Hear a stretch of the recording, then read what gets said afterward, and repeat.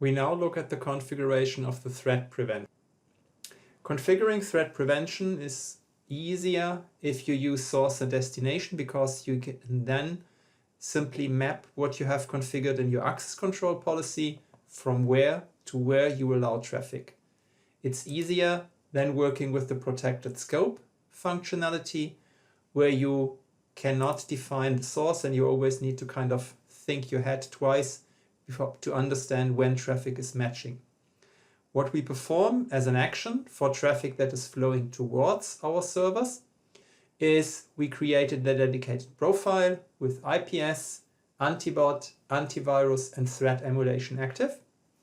And I created a second policy rule for traffic initiated by the servers.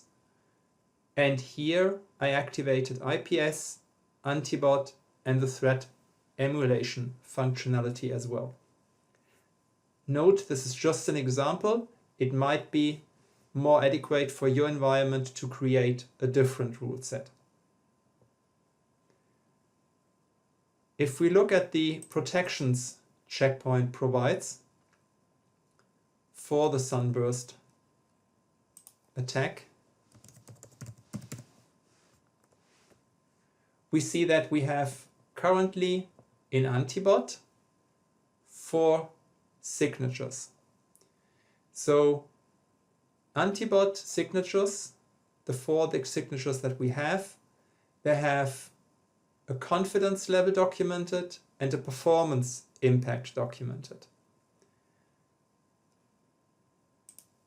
And you see the confidence level and performance impact for all is the same. If we look at the activations, we see that this signature is active in the protect inbound, the protect outbound profile, and it's inactive in optimized. C is inactive and optimized as well.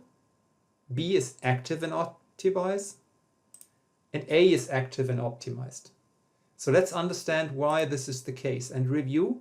We have a confidence level and performance impact documented. If we look at our profile, the optimized profile is activating protections if they have a performance impact medium or lower and a severity medium or above. So if the severity level is low, then the protection is not active when your profile is optimized or based on the optimized default settings. If a protection is getting activated, it's getting activated in prevent when we have high confidence, so a lot of information, and medium confidence. When we have not a lot of information, then it's going to be activated in detect mode. So what does it mean for protections that we have for antivirus and antibot? So, for example, the malicious activity antibot. We have about 8,000 signatures, but 15% out of them have a low confidence level.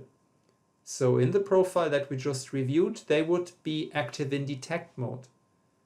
Only the signatures that are part of the medium and high confidence, they would then be activated in prevent. Even the performance impact of these signatures is different. Some signatures have a high performance impact and would not be activated in the optimized profile with its default settings. So reflecting again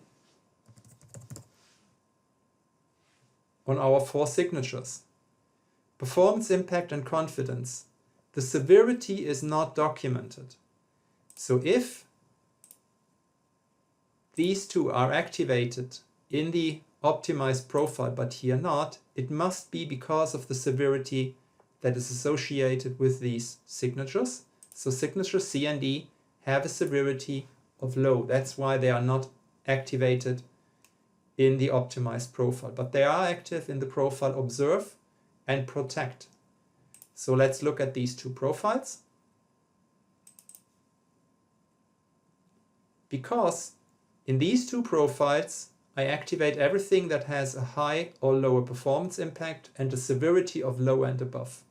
However, I follow the guidelines of the optimized profile. I activate with low confidence only in detect.